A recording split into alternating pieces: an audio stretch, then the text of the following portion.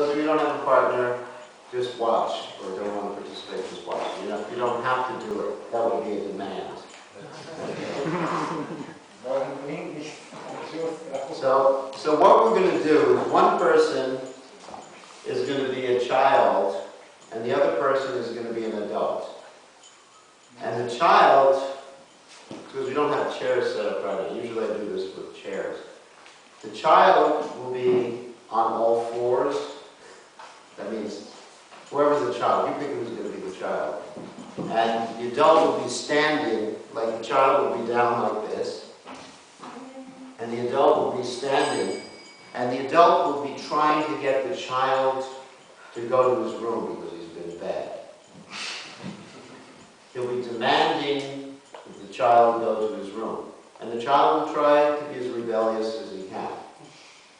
So we want to experience from both sides of the equation, from both positions, what it's like to impose a demand from the adult's position or to receive a demand from the child's position. This is a power differential exercise, because you also have the same sort of power differential. You also have the same power differential when you're dealing with, let's say, Krishna conscious authority, or even husband-wife relationships like that. So, but this is very clear to see it in a child-parent relationship. I'll just give you an example of how it looks. Who wants to be a child? For me, sorry. If you want me to do it, it's a little traumatic. That's fine. Okay, so you'll be a child. Okay. And so you come here. We're going to just demonstrate this, and you'll all do this in a second. Okay, so you're on your fours, and you don't want to go in your room. Look at the power differential. Because a child generally experiences the adult as like a big, big giant. Someone who's at least 3 times taller than him. And so we don't see that. Usually when we're dealing with people, we don't take their perspective to understand how they're seeing us.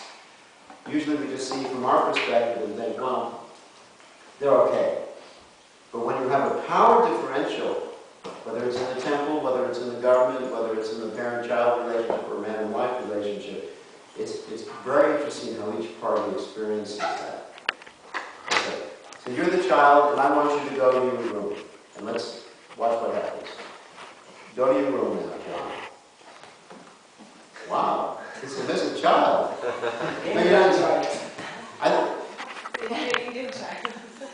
I think we need someone who's not so submissive. You want someone who's rebellious. Okay. That's a designation too. Okay. So we'll see how it goes. You ready?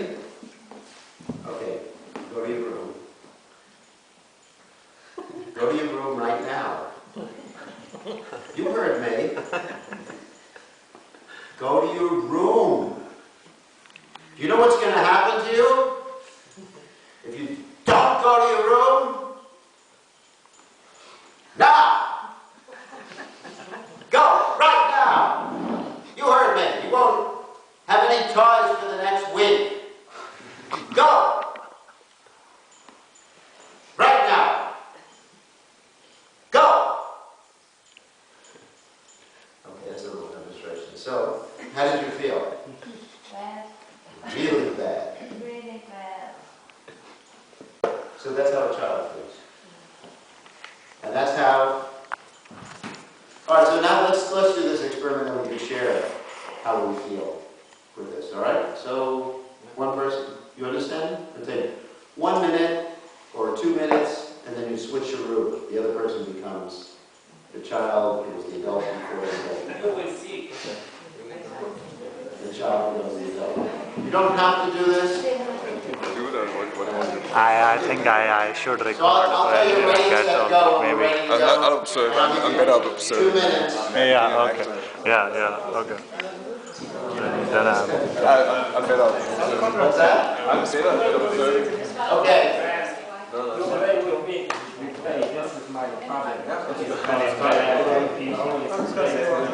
Okay. 1, 2,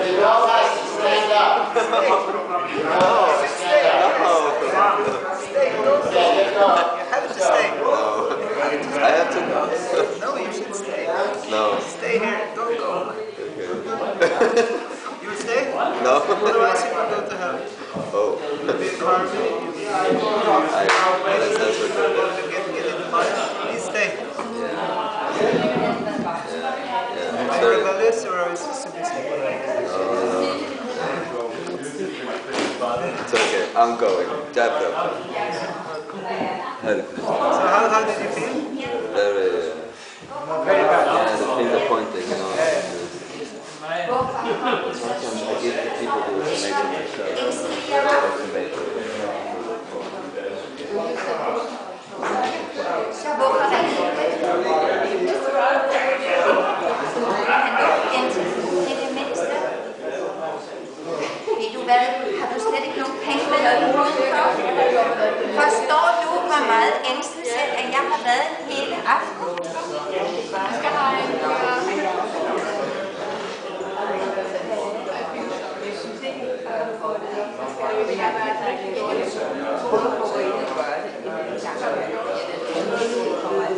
Altså, jeg siger dig, du har ikke lov til at hvis det er, at du ikke tager penge med. Okay, you switch? Okay, one more minute.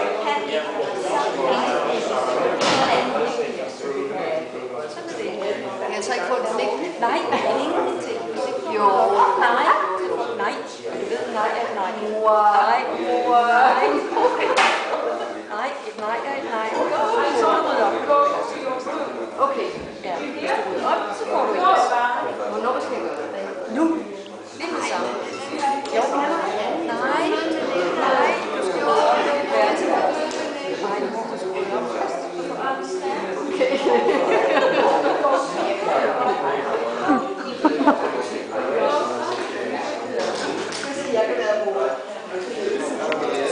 Okay. Okay, everybody. So does anyone want to share what they experienced?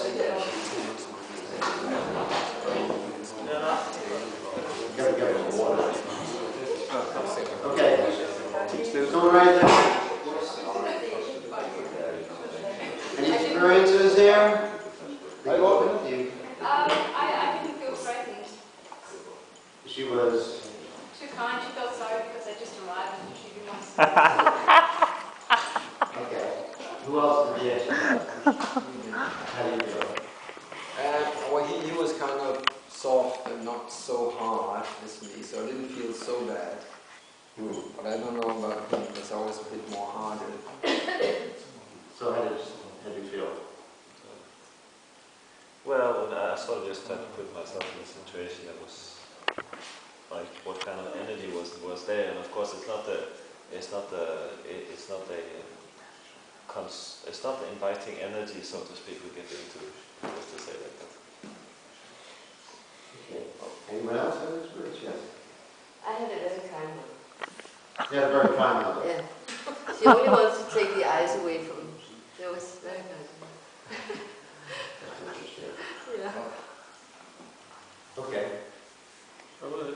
Yeah, you gave me instructions that time, and I'm hearing your instructions. I felt that you are giving instruction like a God, so I am following that. That's it. So I didn't feel bad for that one. What are your instructions you are giving? Yeah, well, that's because of the social etiquette position. Because you're coming from a different culture and you're accepting that easily. But let me explain the main purpose behind this whole thing is to make the point that our relationship with Krishna has to be voluntary. It can't be based on, threats or rewards. And I'll read a quote from Srila Prabhupada's books. In the purport of the first canto, 6th chapter, text 37, Srila Prabhupada says, "Every living being is anxious for full freedom because that is his transcendental nature. And this freedom is obtained only through the transcendental service of the Lord. Illusioned by the external energy, everyone thinks he is free, but actually is bound up by the laws of nature. A conditioned soul cannot move freely from one place to another, even on this earth, what to speak of one planet to another. But a full-fledged free soul like Narada, always engaged in chanting the Lord's glories, is free to move not only on earth, but also in any part of the universe, as well as any part of the spiritual sky. We can just imagine the extent and unlimitedness of his freedom, which is as good as that of the Supreme Lord. There is no reason or obligation for his traveling, and no one can stop him from his free movement. Similarly, the transcendental system of devotional service is also free. It may or may not develop in a particular person even after he undergoes all the detailed formulas. Similarly, the association of the devotee is also free. One may be fortunate to have it, or one may not have it even after thousands of endeavors. Therefore, in all spheres of devotional service, freedom is the main pivot. Without freedom, there is no execution of devotional service. Freedom is the main pivot. The freedom surrendered to the Lord does not mean that the devotee becomes dependent in every respect. In other words, we use this word, surrender, quite often. And we misunderstand what that word means. We think the word means just like blind following. But it means, basically, according to Srila Rupa Goswami, doing what the Lord wants, but with a spirit of devotion, with the idea of pleasing the Supreme Personality of God, voluntarily. Forced surrender is not devotional service. It has to be done voluntarily. Okay? So that's the third one. And reserve demand. And the fourth one, the fourth D of this communication, is what we call denial.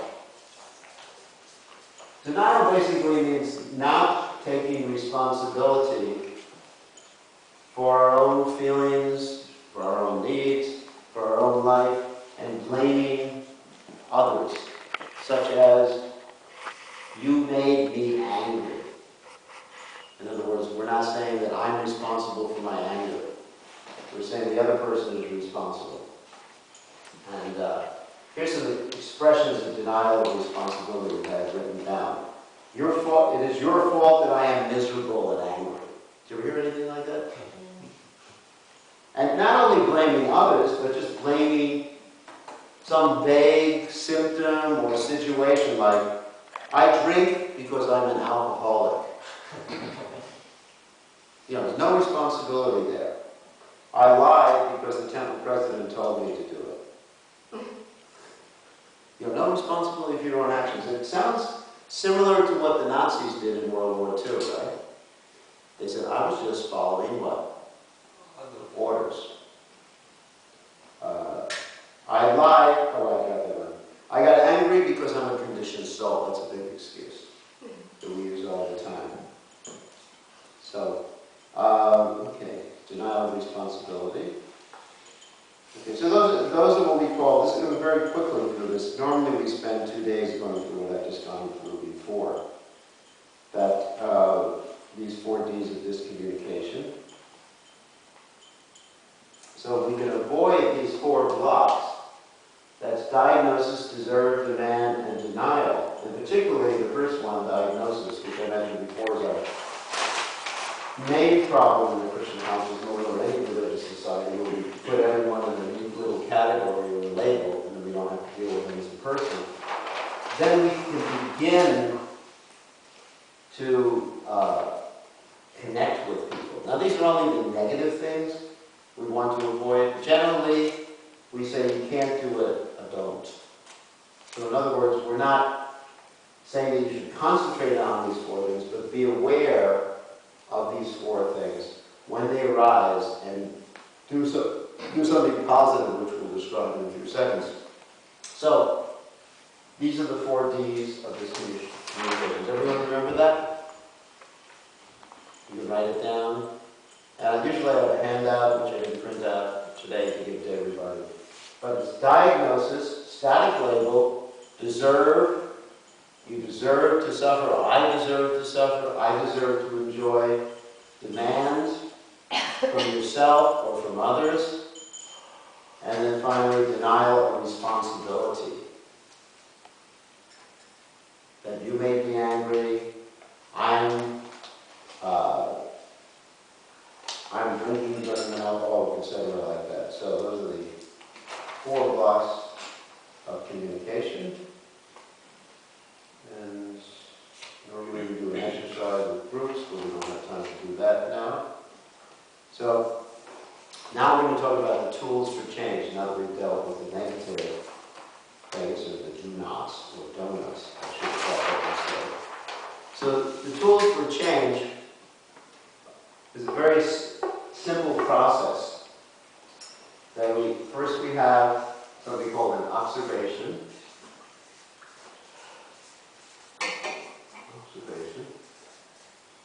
And we'll describe what that is in a second. And then we have something called feelings.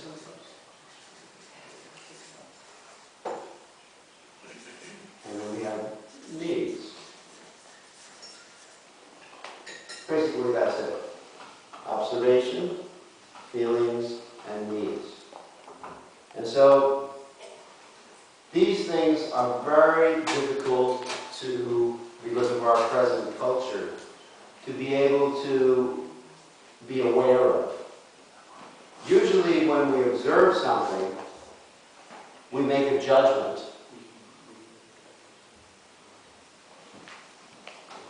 What do I mean by that? Let's say I ask you, what is the temperature in this room? What will you say? It's warm. That's a judgment. That's a judgment right there. Because for you it may be warm, for someone else it may be cold. An observation would be, it is exactly 23.5 degrees centigrade. That's an observation. Now, these judgments that we make on people or situations disconnect us. So we need to learn impartial judgments.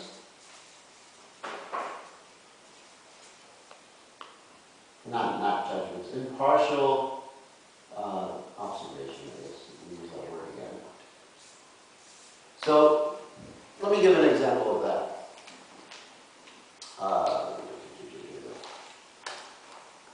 Let me ask you some questions about whether you think these particular sentences are observations or judgments. John was number one, John was angry with me yesterday for no reason.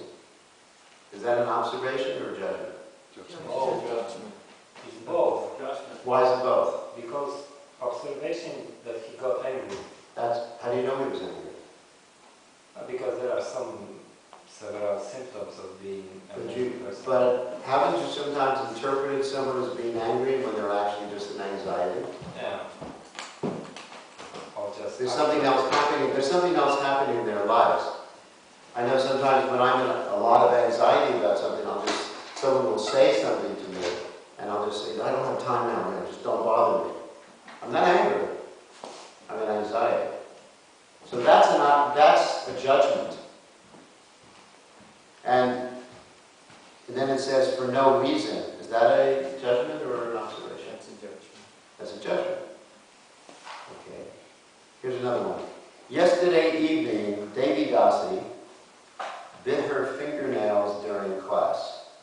Observation. That's an observation. Pretty easy, isn't it? 3. Das did not ask for my opinion during the meeting. Observation. It's an observation. My father was a good man. Judgment. Judgment. Krishna Das works too much. Judgment. Das is aggressive. Judgment. Devi Dasi was first in line every day this week. Observation. Okay, good. See, not that difficult. Das often doesn't brush his teeth. Observation. Observation? and judgment. Yeah. All judgment. But often is very vague. Observation should be exactly what a detective... You ever see those movies where the detective says, just the facts, ma'am? What's that? What about it? Yeah, they're just the facts, ma'am. So that's... Another one is, Das told me that I don't look good in yellow. Observation. It's an observation. 11. The temple president complained when I talked to him. Judgment. The judgment. Okay. Okay, here's an exercise that I want each of you to do. Usually we have pen and papers, but none of you have pen and paper with you. So think of a person who behaves in such a way that really stimulates your, like, being bothered by him. And write what he does as an observation, or think about what he does as an observation. Give him a minute to think about that.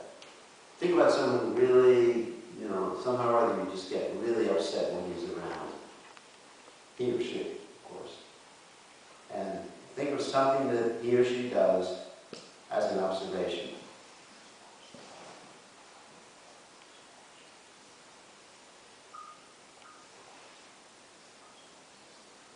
You ready? You want, anybody have any volunteers? I'm sorry? I'm still thinking.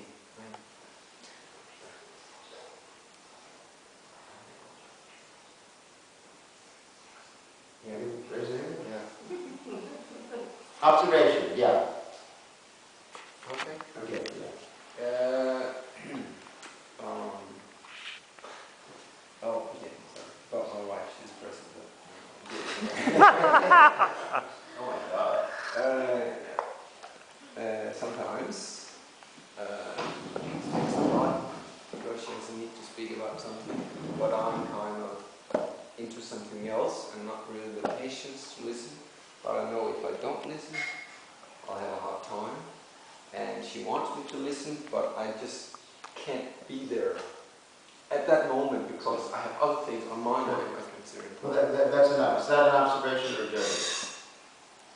Sometimes was used. Sometimes she... That's relative, isn't it? Yeah, that's relative. And also, what is the second part? She speaks a lot. Was this a lot? Is that 5 minutes or 2 hours? Yeah, it's very vague. Yeah. You see how it actually disconnects. Like if I say to her, you know, your husband said you speak a lot. How do you feel about that? It's true. You know, you speak too much. I could judge. Yeah, you're judged. It doesn't connect. Like if you say to her, if you were to say to her, we're not going to do this demonstration, but if you say to her, you speak too much, it drives me crazy. Does that help the relationship? No. No, not at all. So, But if you say you speak 3 hours, what do you think? Could you? you know, last night you were with me for 3 hours, and I had needs to do my work. Would you be? I mean, there's a whole system. Would you be willing to, you know, speak for 1 hour, or speak for half an hour, or we set aside a specific time for speaking about things? I mean, there's ways to deal with it that helps the relationship, rather than a judgment like that. You see, that's one example. Anyone else have any observations about this? Yes. I have one when I visit my parents, and it is actually thankfully very good. And it's when I'm guessing, my mother complaining about I put water around the table and she not used for this, so that she gets some special work, has some special way to So you tell me. see, so is that This is her observation. is that an observation or a judgment? It's an observation. Because there's water around. Your mother complains. Yes. Is that an observation or a judgment? Judgment. It's a judgment. When there really is too much water around, it's not an observation. Oh, there's too much water around? Water, yes, around the table when I mean... When there's water around the table, yes. Your mother says, you are a rascal, Yes, please yes. be clean. You use so much water, or thing get wet. Yeah, I mean, so an observation would be to say exactly what your mother does. You can see how hard it is just to do a pure observation. Okay. My mother sometimes calls me 14 times in the night on my mobile. That's a botheration. Is that an observation? Yeah, it's 14 times. My mother sometimes. No, 14. My mother calls me, okay, my mother calls me twice a week, 14 times in the middle of the night, just to see that I am there. So, is it actually true that she calls you exactly 14 times every week, twice a week? In periods. Let us say, Let's be no, more let specific. me be specific. So last week, your mother called you 14 times. Every second month, she does this. So that's very specific. It's very You would specific. testify in court. Yes. Okay, that's good. Then it's an observation. She calls me and she asks me, "Are you there?" She just wants to talk. Well, that's a judgment. Yeah, anyway, am I there? She just wants to talk. But an observation would be, my mother called me 14 times last week, and each one of those times you said, "I just wanted to see you were there." She calls and I pick up the phone and we talk. And Yeah. she wants to talk about the past. How do you know she wants to talk about the past? She is talking about the past. And I How do you know what she wants? How do you know what she wants? This is actually important. She may actually just want to know that you care. Yes, so therefore I am picking up the phone. And I talk. I think we made the point. It's very hard to do a pure observation. It's very hard to guess what people want. Well, we shouldn't guess what people want. Yeah, but that's what she said. She phones me and she wants to talk about the past. But actually, as you say, But she doesn't really want to talk about the past. That's her strategy. She has a need, which we'll get into in a second. And then her talking about the past is a strategy to fulfill her need. Okay. Can anyone give me an observation about something in this room? The children is Something that you're seeing in this room, or feeling in this room, or observing in this room. Give me a pure observation, yeah. there are not enough electrical outlets in the temple. There's not enough electrical outlets in the temple. There's plenty for me. just That's a judgment, yeah. there are, of course, I didn't count 28 people in the room. I mean, That's an if there is, I mean, I didn't count, but That's an observation, yeah, that's an observation. Another observation. Yeah, Three-quarter ties first degree. yeah, that's an observation. That's an observation. Any other observations? There's 4 paintings. Yeah. Beside Prabhupada, Yeah. one plant is having 6 leaves and another plant is having 7 leaves. Yeah, that's an observation. Good, good. And Krishna plays too loud on this flute. This must be adjustment. Krishna does what with this flute? He played too loud on it. Plays without his flute? too loud. Loud. Too loud on his flute? Yes, he's not here. Krishna plays too loud on his flute. Yes, I think now. Wait a second. I gotta process that one. It must be adjustment. That's a judgment, Yeah. but you're hearing Krishna play on his flute. That's my concern. I heard you say, this is an observation, I heard you say Krishna plays too loud on his flute. That's an observation. Okay, we'll talk about that one later. Okay. So you see how hard it is to actually make a pure observation like that about something. Usually we're judging a particular situation, a particular person. So the second step is something called feelings. That's also really hard. Sounds easy. I'll give you some samples of feelings. All right. Let me ask all of you, how do you feel now? Relaxed. Okay, that's a feeling. What's another feeling? Excited. Excited, that's a feeling. Good, these are all feelings. Tired is a feeling. Good. Peaceful. Peaceful is a feeling. What's another feeling? Happy. That's another feeling. Good. I think you all understand feelings, but I'm going to express it a little more.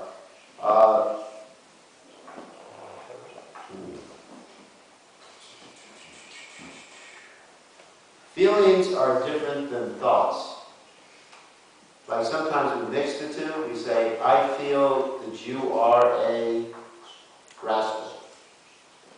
That's not a feeling. A Feeling is just a basic human emotion or feeling in the body, and I'm going to give you some examples now. Usually we only have a very small vocabulary for feelings, but we need to expand it, like all the colors of the spectrum. These are some examples. I feel absorbed, adventurous, affectionate, alert, alive, amazed, amused, animated, appreciative, ardent, astonished, and that's all just A's. Okay? Or those are what we say feelings if our needs are met. And here's another list. If our needs are not met, I feel afraid, aggravated, agitated, alarmed, aloof, angry, anguished, annoyed, anxious, apathetic, apprehensive, ashamed. These are just all A's here. So there's a large feeling vocabulary. So this is the second step. And the third one is really important to understand the process that I'm teaching. It's called needs. We all have needs. And I'm not talking about I need you to do something for me. Needs are basic, foundational requirements for a soul within this world.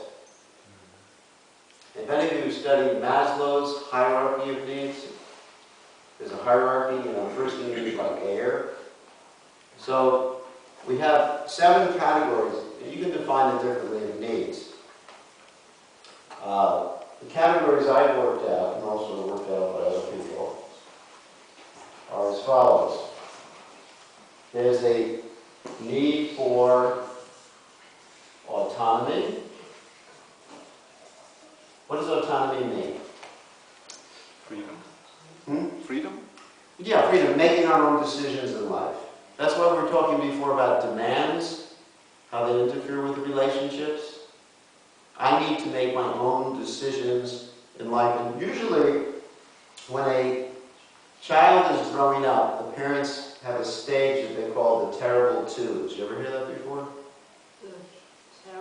Terrible twos. Because then the child apparently doesn't listen to the parents anymore, right? Anyone have any children here? Yeah. Yeah. At 2, they start to get real rebellious. But you know what that is? The child is just expressing its need to be a separate person than the adults, than the parents or the caregivers.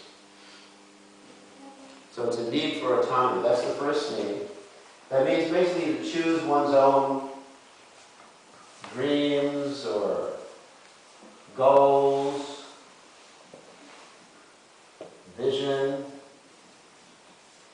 We all have this basic need. And we're not just talking about conditioned soul, we're talking about all of us. Bhaktivinoda Thakur, in his Chaitanya Shikshamrita, talks about these things. He says we all have material needs or physical needs and spiritual needs. Or I talk about it in terms of physical, mental, emotional, and spiritual needs.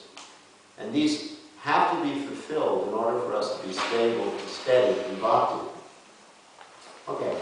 The second need is a need for what we call celebration. Pretty good, isn't it? Celebration basically means that we celebrate gains or losses, not only in a positive way. Let's say if someone dies, you have to mourn for someone. That's part of the celebration. Okay? All right. And the third one is integrity. We have a need for integrity.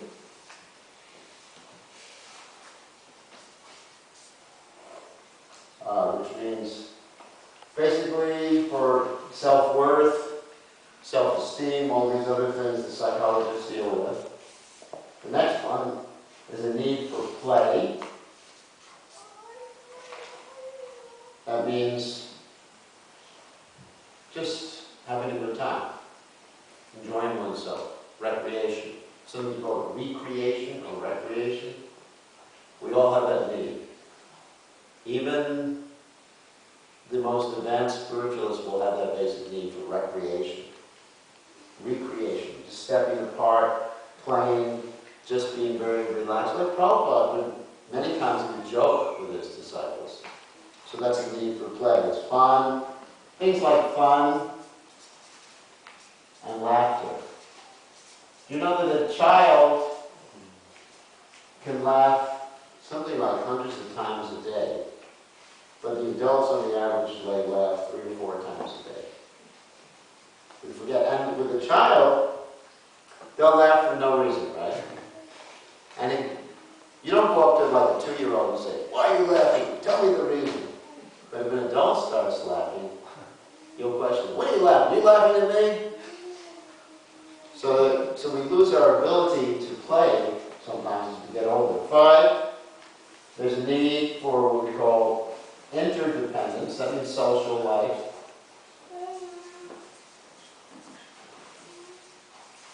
I don't know what you do with that. Interdependence. That means something, acceptance, community, love, reassurance, respect, support, trust, understanding, warmth. 6 is a big one. We have a need for spirituality.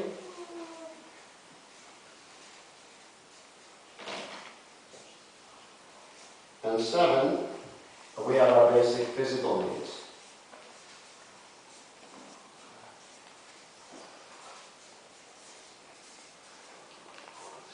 Physical needs like air, water, light. You got it? Okay. So how are we going to tie all these 3 things together? Okay. Very interesting. When we observe something, something happens, some objective thing happens, then there's some feeling. Let's say I'm driving a car and someone cuts me off, or he just makes a left turn right in front of my car. That's an observation. How do I feel? Shock, surprise, anxiety, angry. Why? And let's tie it into this. Because I have a need for what? Safety, physical need. Physical need, safety. So once you can connect this whole thing, observation, feeling, and needs, you can deal not only with interpersonal relationships in a deeper way, but you can deal with anger. There's a whole aspect of the seminar I have on anger. You can deal with anger or any strong emotion by taking responsibility for that feeling, rather than blaming it on the person, which would come about if we don't observe, if we, instead of observing, if we make a judgment. Does everyone follow this? I mean, I'm trying to go real quickly. It's very clear. What? It's very clear. Yeah. So if we make a judgment, remember the 4D, we make a diagnosis. Instead, usually if I'm driving a car, someone cuts me off, I will feel angry. Certainly I'll feel angry. And I'll make a judgment. What will I say to that person? Not very nice. Not very nice? That's a very light statement. Idiot. I will say, you're an idiot. If I'm a devotee, I'll call him a demon. Even though I don't know him at all. Isn't that demon, meat-eater, Rakshasa? Does anyone have that experience? Yes. Yeah. I'm sure we've experienced that. Well, and if I'm a psychologist, I will call him what? Psychopath. A psychopath.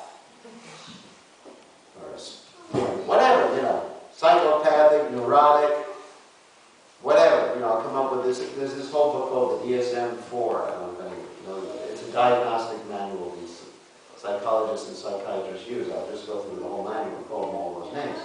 So in that way, I have a real conflict on my hands, and it doesn't solve the problem. Anger, calling someone a demon doesn't make him a better driver. Right? It doesn't really help. So instead, I follow this process. Someone cut me off. I'm feeling angry. I'm feeling anxiety. I'm taking responsibility, not denying. Remember the denial before we talked about? Denial of responsibility. Not that he made me angry. I'm angry because I have a need for protection, physical need. Taking responsibility. So what am I going to do? When I drive, I'm going to drive more defensively. You know what defensive driving is? I'm going to leave more space between me. I'm going to watch out for everybody. I'm going to do something productive to accomplish this need, or to get this need fulfilled. Is that making sense to everybody? Yeah. So, all right. So this is the basic process. I've just given you like a whole week's worth of information in like an hour and a half. And so tomorrow, now that we have the basic process, if I left anything out of the basic process, tomorrow we can just explore. Let's see. We did this. We can explore the whole process and do exercises, as I said. Does everyone understand the 4 Ds of discommunication that I mentioned? And then the 3, there's actually another one after needs, but it ties in, it's called a request that you make of yourself and you make of others, but don't worry about it right now. And these 3 steps that you have here. And so we're going to do some exercises tomorrow based on that, now that we know the whole, this is it, this is the whole process. Let's see, let me give an example. Well, here's one.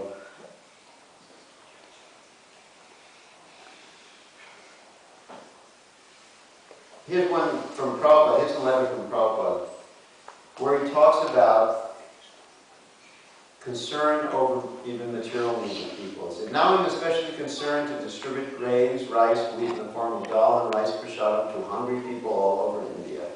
The people here are very disturbed because partly due to the punishment of nature and partly due to the mismanagement of the demon class of men, food is not available.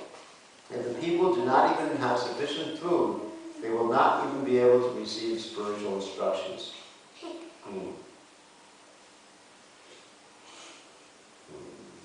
Let's see.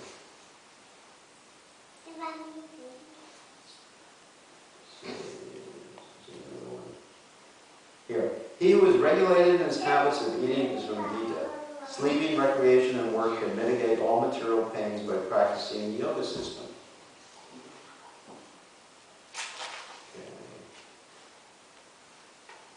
I think there's anything else I want to present tonight. There's a lot of books we talk about these things. So any questions or comments? Yeah. You have a question? Yeah, it was just if you could, I think it was a good example just with driving the car and someone cuts you off, but could you give some examples regarding the other needs? Oh, okay, other needs. So here's all the needs. One example is the need I illustrated by the child and parent example.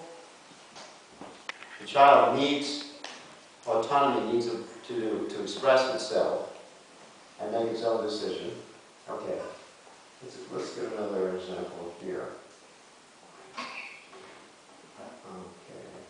Okay. Let's see, autonomy we gave. All right, so celebration. Celebration also means mourning. If that need is not fulfilled for mourning, let's say he becomes a hunter, he said, anyways, give me an example, his brother died, and he was needing to mourn. If I, for example, told him, you're not the body, he's not the body, this is all Maya, your lamentation, and those who are alive from that night are the living nor the dead. How would you feel?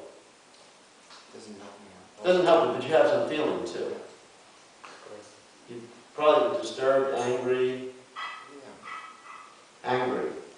So he would feel angry because his need was not being fulfilled. So the anger arises because of the need, not specifically because of what I said, but what I said stimulated It stimulated, it wasn't the cause. Because if he blames me, then he'll never get his need fulfilled. If he comes to me and he says, you're not compassionate, you don't have any understanding what I'm going through, what'll happen? I'll just say, get out of here. No, I won't say that, but let's say hypothetically I would say that. So, he won't get his need fulfilled. What he should do at that point is go to someone who can help fulfill his need, because he has a need to share, to really celebrate, not in an ecstatic way, jump up and down, my brother passed away, but to share that with others and to get empathy and understanding from others. And if that need is not fulfilled, he will feel some unpleasant emotion. Yeah. I just remember many years ago when our spiritual master left ISKCON, and then I came to you, and then I complained that some devotees were still worshipping him even after. And what did I say? You said that you have to be merciful. Yeah. And then I understood that like that too. I mean, it's very much related to these things that you're talking about. Yeah, you were feeling what? I was feeling disturbed that... You're feeling disturbed. I was feeling disturbed that they still... The devotee was worshipping, that's an observation. Because of my own feelings, and then... but you made me understand their feelings, and by pointing out these...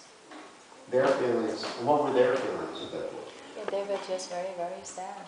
Yeah, they were feeling very sad, because they had a need, as we said, for interdependence. That was the definition of their society, so to speak, their identity, their sense of identity, and also integrity. There are two needs, interdependence and integrity, who they were, basically speaking. As they have identified themselves. That's one interesting thing in ISKCON, that sometimes we identify ourselves with our guru, and that can end up with problems too. The people, this is just my own personal thing, people form these guru groups. You used to have that much more than you do now. And then they identify themselves in terms of that guru group. And they present their guru as the best guru in the three worlds. But actually they're not speaking about the guru, they're speaking about themselves. Does everyone understand that? Yeah. Because it's my guru, he's the best. And that creates factions in our movement. Someone say it's kind of elitism. It's elitism because one really has a need, it's part of the integrity need right there. That someone has a need to feel good about themselves, to feel they're doing the right thing. And it's not necessarily, we're not saying it's bad, but to understand the need behind it and how that particular strategy doesn't ultimately fulfill the need. It creates factions in the movement and actually interferes with the need for interdependence because it breaks apart a society. I've seen that many times. Like, for example, in my life, sometimes the disciples will say, let's have a disciple meeting. All disciples get together and meet with each other. And I said, I don't want you all to do that. The reason is because I do not want to differentiate. Personally, I think that would create divisions in Prabhupada society. Who is a disciple and who is not in terms of how they're treated. The people should be seen equally. Because we're all followers of Srila Prabhupada and all devotees of Krishna. All who are attempting to be devotees of Krishna. So these are basic needs that all of us have, and if they're not fulfilled, certain feelings will come up. If they are fulfilled, certain feelings will come up. Like if our need for play is fulfilled, we'll feel happy. If our need for celebration, we'll feel happy. If our need for spirituality is fulfilled, we'll feel not only happy, satisfied, but also stable and focused. So these are intimately connected, needs and feelings. Because all feelings come from needs that are fulfilled or needs that are not fulfilled. Personally, we take responsibility for them, yeah. So is it that there's some need which is not fulfilled, and then you feel something, and then that feeling, it colors your observation? Yeah, colors the observation. Exactly, you got it. You got it. So it's important to be aware of what needs we have, or the connection between the feelings and needs. If I'm feeling angry, let's give an example of what I would feel, other than being cut off by a car. Let's say I get angry at my computer, which happens quite often. Last night I was very angry with my computer, because my computer fan was making noise. So what were my needs? Peace. Well, I don't leave my computer on at night, so I wasn't sleeping so much. What were my needs? Peace. Yeah, need for peace while I was typing, not sleeping though. Because I wouldn't leave it on at night even if it was acting properly.